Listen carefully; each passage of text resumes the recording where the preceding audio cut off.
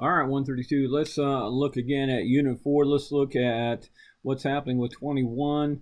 I was talking about Bismarck and the blood and iron policy. I was talking about creating this better version of what he thinks is Germany, and he's going to do this by uniting those states.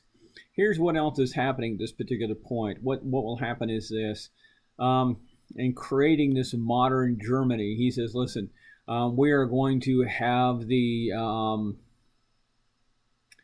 have an army as large as France. We're going to have a navy that will rival that of Britain. We will have the economic capacity of Britain and the United States. We will challenge them on all these fronts. That's scary to a lot of people, folks. It's scary to a lot of people when they're going to be challenged like this. Well, part of what else is happening is this general instability of Europe to guarantee his country's place. What he's going to do is he is going to continue using his political strategy of alliances. What he will do is he will create what's called the dual alliance. Now, don't get confused here. People start to think about alliance and they think allies, and they start to think the Allies versus the Germans. No, it's not that. All right, stay in World War I. What he's going to do is he's going to form a series of alliances. He will go ahead and create what's called the Dreikaiserbund, right? The Dreikaiserbund, it's a good German word. The Dreikaiserbund, which means the Three Emperors League.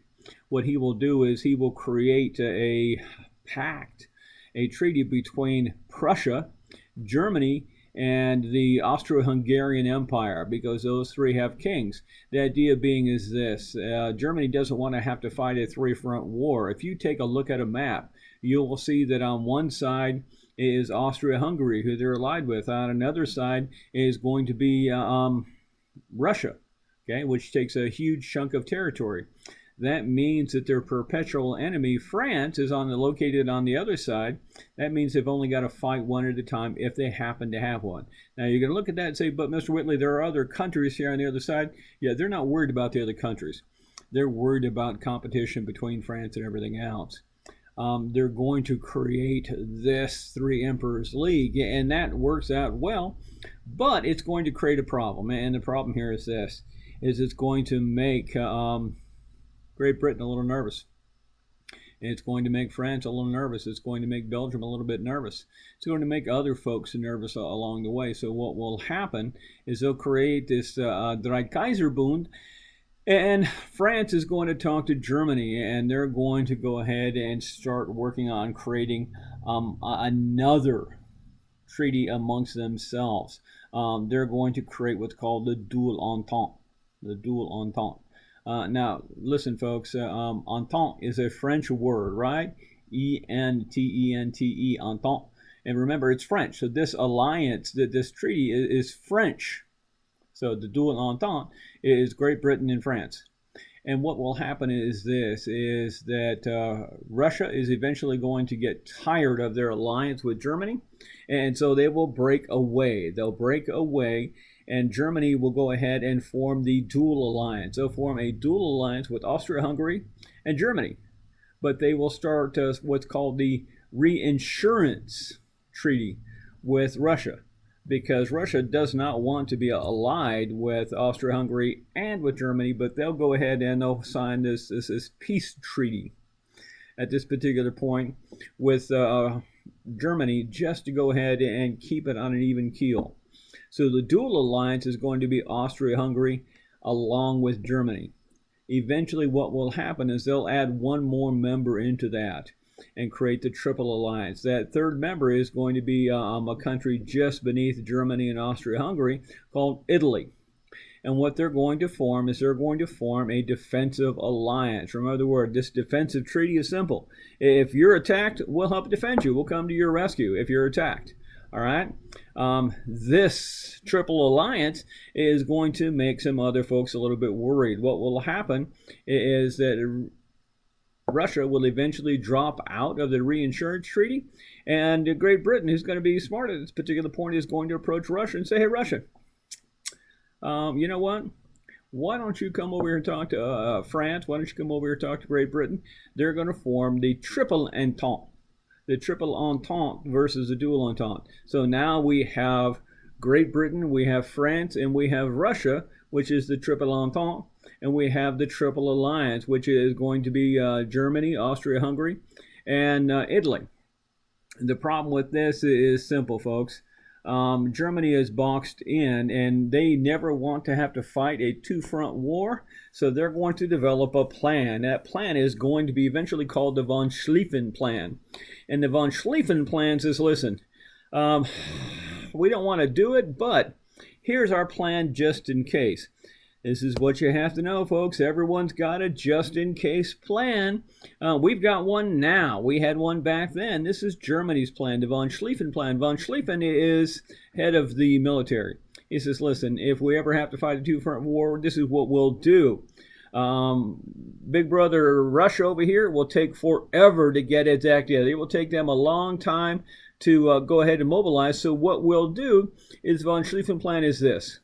Really, our concern is France, followed up by Great Britain. What we'll do is we will go ahead and cut here across the Compiègne Forest, right? We'll cut right through here, right through this border. We'll make a beeline for this little place called Paris.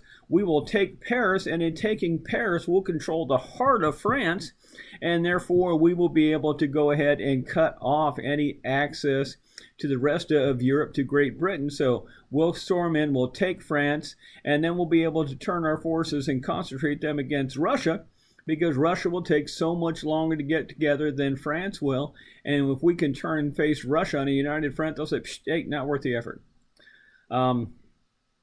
This is important because what happens is this. They have this plan. They have the resources. They have the industrialization. Everyone at this particular point is suffering from what we call the isms.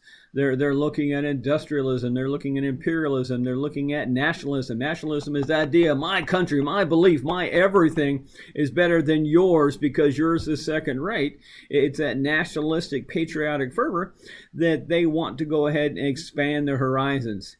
They're just looking for a match. They're looking for a reason to use their toys.